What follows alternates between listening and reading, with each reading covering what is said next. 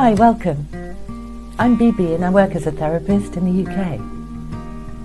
Every week there'll be new content on different topics. Keep an eye on the channel.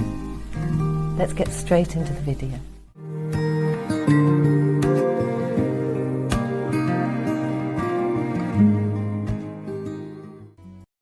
Hello and welcome to part 2 of the drama triangle.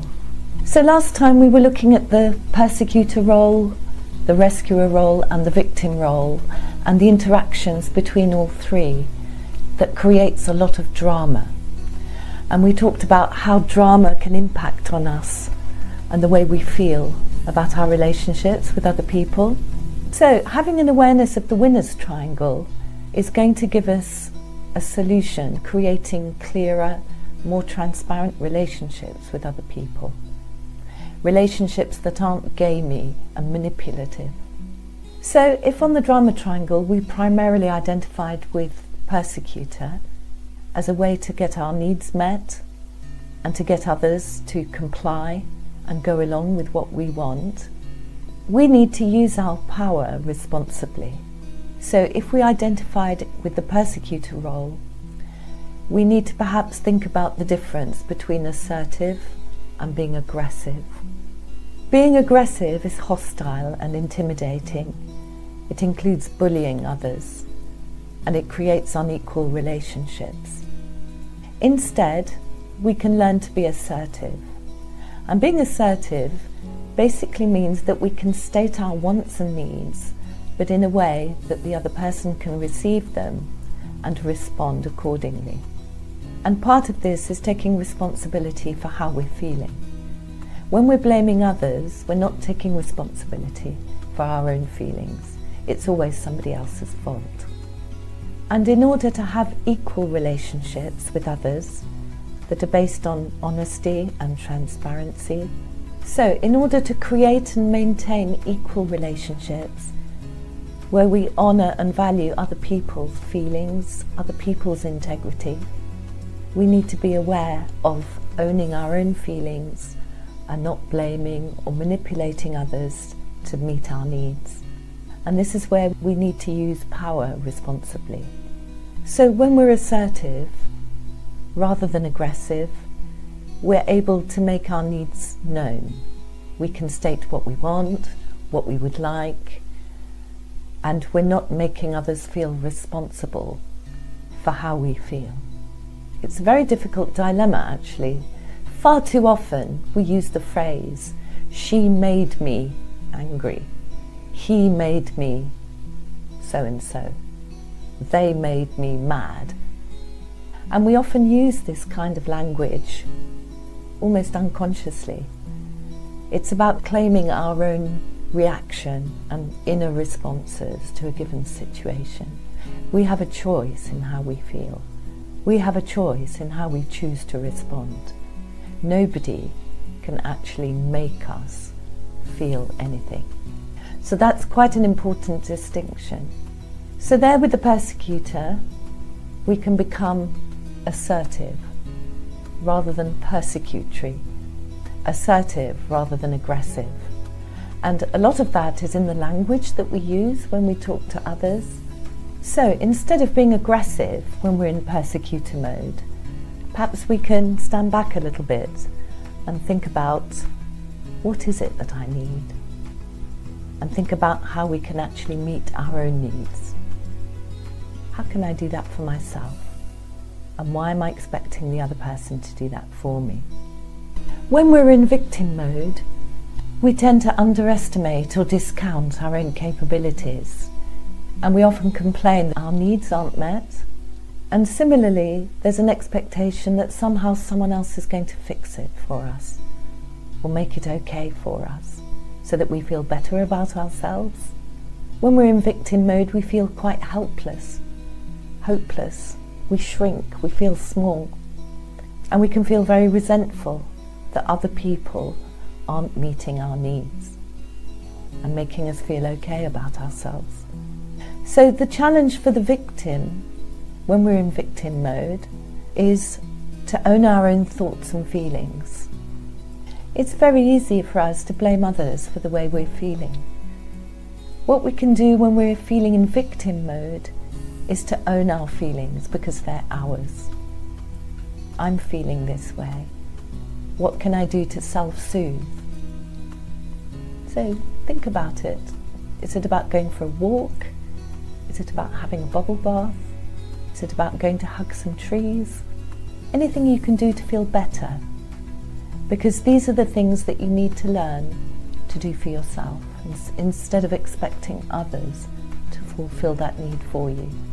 Because when others don't fulfill our needs, we can end up feeling very resentful. And when we're in victim mode, it's very easy for us to hook in to a potential rescuer or a potential persecutor. So the challenge, another challenge for the victim, or when we're feeling in victim mode, is to be transparent and share our real feelings. This is a real challenge about us taking the risk to feel vulnerable with others and being more emotionally transparent. So how do we do that? One of the ways we can do that is by using I statements. So it means whenever, for example, you've got a thought or a feeling in your head, something you want to say to somebody that starts with you, try and change it around so you're talking about I. And there's a real difference with that. When we use you statements, those are very much persecutory. When we start a sentence with you, followed by some criticism or blame, the other person naturally is going to feel under attack and feel defensive. And so communication then can't really happen, real communication, because everyone's upping their defences to try and defend themselves. Arguments can escalate in this way, with every person trying to defend themselves and trying to make their point or win the argument. So every time we've got a you statement in mind that's just on the tip of our tongue, we can turn it into an I statement.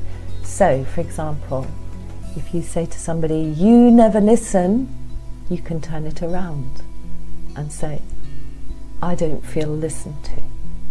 There's a similar message there, but the emphasis is different. And when we use I statements, the other person is more likely to receive what you're actually saying and be better able to respond.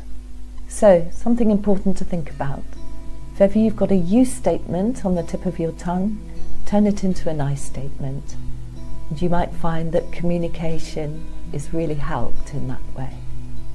The other challenge for when we're feeling in victim mode is also to be kinder to ourselves and be more accepting. So this means showing greater compassion for ourselves. If we had a friend who was feeling upset, feeling small, feeling a bit helpless, we might use compassionate words to soothe them, to help them, so that they feel understood. So in the same way that we would talk to a friend who was struggling, we need to do that for ourselves. So this involves positive self-talk, accepting self-talk, using accepting words, like, it's okay, I'm going to be okay. I might have made a mistake, but that's okay. So as we're doing this, we're actually changing the messages, or the self-messaging, from feeling not okay to I'm okay. And when we look at the rescuer role, how do we get off the drama triangle? Well, it's very much about thinking, am I wading in because I want to feel better about myself? Am I over-helping and thereby creating an unequal relationship because the other person will have to feel grateful, and then that's not equal? So the rescuer needs to maybe think about, am I respecting the other person's autonomy?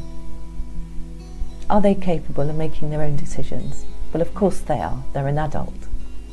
So if we habitually respond to things or to situations in rescuer mode, we can maybe give help when asked and wait to be asked.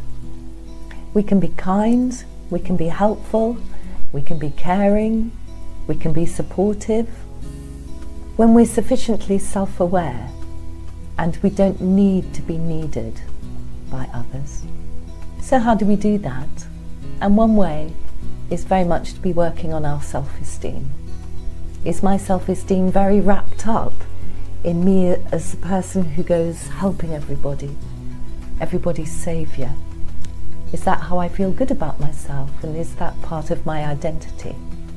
We can develop self-esteem in other ways, for example, taking little risks in our lives, expanding our lives, to start new hobbies, maybe make friends with a class once a week, perhaps doing new things that give us more confidence. So by raising our self-esteem and not identifying as a saviour to go rescuing other people and looking for people to rescue so we feel better about ourselves, when we're in rescuer mode, we very much need to work on our self-esteem, and we need to understand and accept that other people have the capability to do what's best for them. So we change from being a saviour and a rescuer. We become a person, a good friend, who can be supportive, caring, kind and helpful. So when we look at the drama triangle again, and we see the roles of persecutor, rescuer and victim, and the never-ending problems going round and round the triangle, we can see that with the winner's triangle, we have ways to work on ourselves, to actually change the relationships around us and actually get off the drama triangle. Thank you for watching. Don't forget to subscribe. Hit the like button. Take care and thanks for watching.